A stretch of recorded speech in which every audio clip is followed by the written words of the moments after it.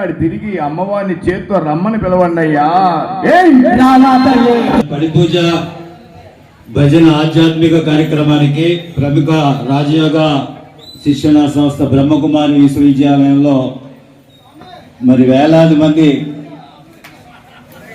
లక్షలాది మంది వీక్షకులకు యూట్యూబ్ ద్వారా, అలాగే ఆంధ్రప్రదేశ్లో అన్ని విశ్వవిద్యాలయాల్లోనూ ప్రతి పాఠశాలలోనూ కూడా విద్యార్థులకి శిక్షణా తరగతులు నిర్వహిస్తూ మరి కేజీ నుంచి పీజీ విద్యార్థులే కాకుండా అనేక మంది మేధావులు, డాక్టర్లు ఆమె ఫాలోవర్స్గా మంచి రాజయోగ పండితురాలుగా మరి చాలామంది ఏలూరుకే పరిమితమైనప్పటికీ కూడా ఆమె తన ప్రసంగాల ద్వారా, తన ఐడియాలజీ ద్వారా మిలియన్ల కొద్ది ఫాలోవర్స్ని కలిగి ఉన్నారు.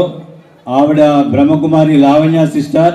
ఆవిడ మన ఆధ్యాత్మిక కార్యక్రమాన్ని తెలకడించడానికి ప్రత్యేకించి తడికమల్ల గురుస్వామి మరి భజన వీక్షించడానికి వచ్చారు. వారిని ఒక్కసారి మన కరతాళతో వచ్చి ఆహ్వానిస్తూ వారి సందేశం ఇవ్వాల్సిందిగా కోరుతున్నాం.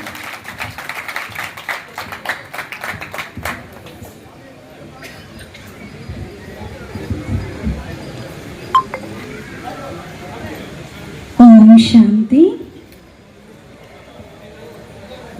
పవిత్రమైనటువంటి కార్తీక మాసంలో కార్తీక పౌర్ణమి రోజున పరమ పవిత్రుడైన పరమశివుడికి ప్రణమిల్లుతూ ఈరోజు ప్రత్యేకంగా ఏర్పాటు చేసినటువంటి ఈ పడి పూజ కార్యక్రమంలో పాల్గొంటూ అందరినీ తన్మయత్వం చెందేలాగా చక్కటి పరమాత్ముని స్మరింపజేసేటువంటి భజనలతో, మహిమలతో, పాటలతో ఇప్పటి వరకు చాలా ఆనందింపజేసినటువంటి మహాన్మూర్తులు, పవిత్రమైనటువంటి అయ్యప్ప స్వాములందరికీ హృదయపూర్వకమైనటువంటి శుభాభివందనములు.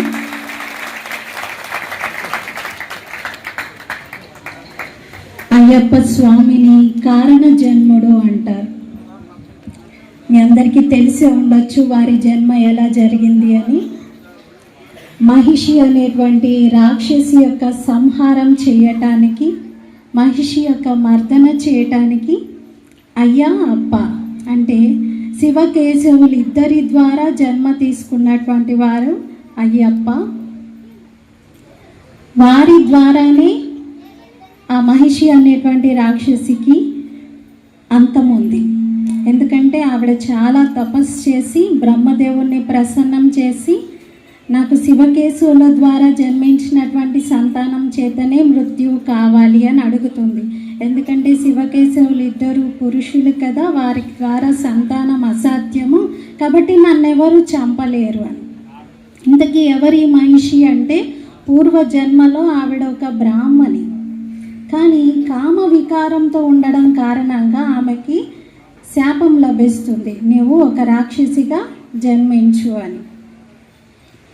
అలాంటి రాక్షసిని సంహారం చేసేందుకే సంపూర్ణ పవిత్రుడైనటువంటి అయ్యప్ప స్వామి జన్మించారు. మనం చూస్తున్నాం ఇక్కడ 18 మెట్లు ఉన్నాయి. ఈ 18 మెట్ల పైన అయ్యప్ప స్వామిని చూపిస్తారు. అంటే సంపూర్ణ పవిత్రత స్థితిలో ఉన్నటువంటి వారు అయ్యప్ప స్వామి.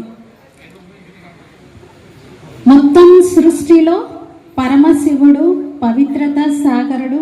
వారి నుండి సంపూర్ణ పవిత్రతను తనలో అన్వయించుకున్నటువంటి వారు అయ్యప్ప స్వామియే. అందుకే వారి పవిత్రత శక్తియే ఆ కామ వికార్యంతో నిండినటువంటి మహిషిని అంతం చేయటానికి అవతరించారు. అందుకే ఈ దీక్షలో, ఈ మంగళ దీక్షలో మీరందరూ ఈ 41 రోజులు ఏ దీక్షను పాటిస్తున్నారు? బ్రహ్మచర్య దీక్షను తీసుకున్నారు కదా. అంటే పవిత్రతకు సూచకంగా కామ వికారానికి దూరంగా ఉన్నప్పుడు, సంపూర్ణ పవిత్రతను మనలో ఆహ్వానించినప్పుడు ఆ అయ్యప్పకు చేరువగా అవుతాము అని. మరి 18 సంవత్సరాలు ఒక్కొక్క సంవత్సరము ఒక్కొక్క అవగుణాన్ని జయిస్తూ ఆ మెట్లు ఎక్కుతారు.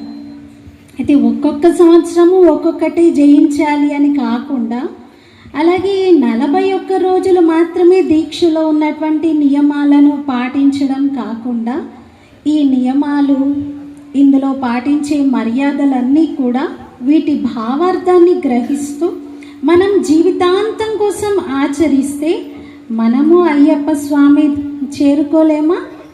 చేరుకోగలుగుతాం. వారి సమానంగా మనం కూడా తయారు కాగలుగుతాం. అలాంటి అయ్యప్పగా మనము తయారవ్వాలని అయ్యప్ప స్వామి గారు మనకి దీవెనలు ఇస్తూ ఉన్నారు.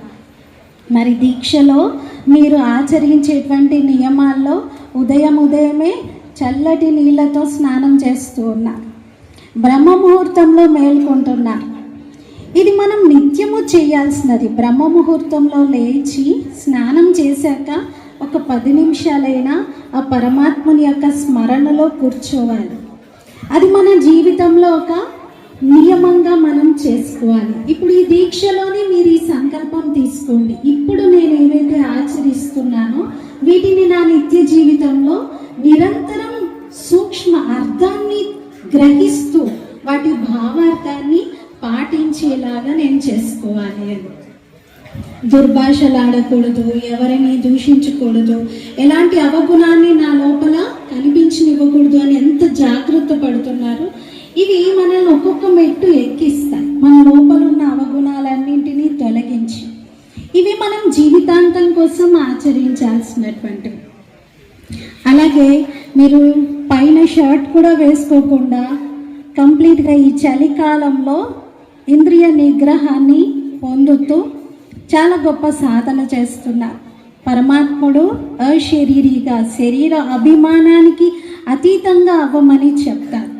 నేను దేహం అనేటువంటి భ్రమలో ఉండకుండా స్వయాన్ని చైతన్య శక్తి ఆత్మగా భావించమంటారు.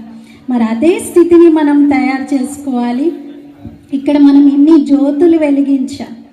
ఈ కార్తీక పౌర్ణమి రోజున వెలిగించినటువంటి జ్యోతులను దేవ దీపావళి అని కూడా అంటారు. ఈ రోజున దీపం వెలిగిస్తే వారికి జీవితం అంతా కూడా సుఖము, శాంతి, ఆనందము, పరమాత్ముని యొక్క కృప లభిస్తుంది అనేటువంటి భావన. అయితే స్థూలంగా ఒక ప్రమిదలో ఒత్తిని వెలిగించడం కాదు, మన బుద్ధి అనే ప్రమిదలో ఆత్మజ్యోతిని వెలిగించాలి. స్వయాన్ని ఆత్మస్వరూపంగా భావిస్తూ పరమశివుడు, పరంజ్యోతి స్వరూపుడు, వారి యొక్క జ్యోతి స్వరూపాన్ని ధ్యానించాలి. ఎందుకంటే మీరు ఈ 41 రోజుల దీక్ష పూర్తి చేసుకొని చివరికి జ్యోతి దర్శనం కోసం పరితపిస్తారు. మరి ఆ జ్యోతి దర్శనం జరిగితేనే నా యొక్క ఈ దీక్ష సంపన్నమైంది అని అనుకుంటారు. అయితే ఆ జ్యోతి స్వరూపుడైనటువంటి పరమాత్ముని మనం నిత్యం ధ్యానించినప్పుడే ఫైనల్గా ఆ జ్యోతి దర్శనం అనేది మనకి కలుగుతుంది. జ్యోతి దర్శనం కలగడమే కాదు, జ్యోతి యొక్క స్వరూపంలో మనం స్వయం కూడా ఉంటూ అందరినీ ఆత్మజ్యోతి స్వరూపులుగా చూడగలుగుతాం. ఇలా ఈ దీక్షలో ఆచరించేటువంటి వాటన్నింటినీ కూడా మన నిత్య జీవితంలో మనము రోజు చెయ్యాలి అనే సంకల్పం తీసుకోవాలి. చూడండి, అందరూ మస్తకం పైన చందనము, తిలకము 2 పెట్టుకున్నారు. చందనము మనలో శీతలతను కలిగిస్తుంది, నేను శాంత స్వరూప ఆత్మను అనే స్మృతిని కలిగిస్తుంది. అలాగే తిలకము ఎరుపు మనకు శక్తిని గుర్తు చేయిస్తుంది. ఇప్పటి వరకు శక్తి స్వరూపిణి అమ్మవారి యొక్క కీర్తనలను కూడా పాడారు కదా. మరి శక్తి కావాలి, శాంతి కావాలి. ఈ 2 మనల్ని జీవితంలో ముందుకు తీసుకెళ్ళడానికి తోడ్పడతాయి. కావున మనం నిత్య జీవితంలో రోజు ఉదయం మేల్కొనగానే స్వయాన్ని చైతన్య శక్తి జ్యోతి స్వరూప ఆత్మగా భావిస్తూ పరమాత్మ పరంజ్యోతి స్వరూపుడైన ఆ శివుడిని ధ్యానిస్తూ రోజంతటిలో అన్ని కర్మలు చేయాలి. ఏదైతే మాల వేసుకున్నారో ఈ మాల ఈ దీక్షలోని నియమాలన్నింటినీ గుర్తు చేయించడానికి. అయితే ఈ మాలలో ఒక్కొక్క మణి పక్కపక్కన ఉండి మనకి ఒక్కొక్క మణిని తిప్పుతూ భగవంతుని జ్ఞాపకం చేయాలి, భగవంతుని ధ్యానించాలి అని గుర్తు చేయిస్తుంది.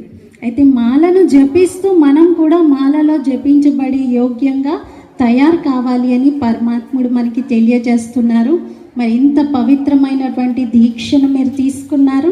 ఈ దీక్షలో కొంతమంది ఏంటంటే పవిత్రంగా ఉండడం సాధ్యం కాదు అని చెప్పేసి సన్నిధానం కూడా మార్చేశారు, వేరే చోట ఉంటారు, వేరే ప్లేస్ తీసుకొని. కానీ పరమాత్మ ఏం చెప్తారంటే మనం గృహస్థంలో ఉంటూ కూడా కమల పుష్ప సమానంగా తయారు కావాలి.